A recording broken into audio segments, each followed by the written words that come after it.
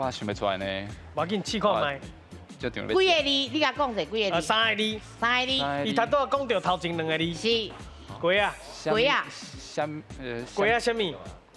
哦，龟啊，开戏吗？嗯。哇。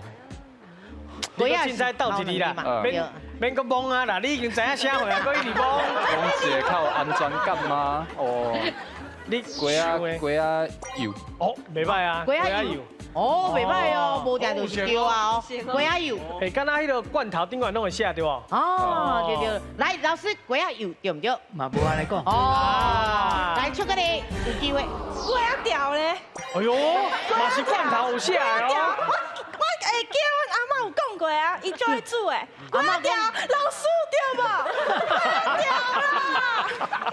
阿嬷讲快点。阿嬷快点讲。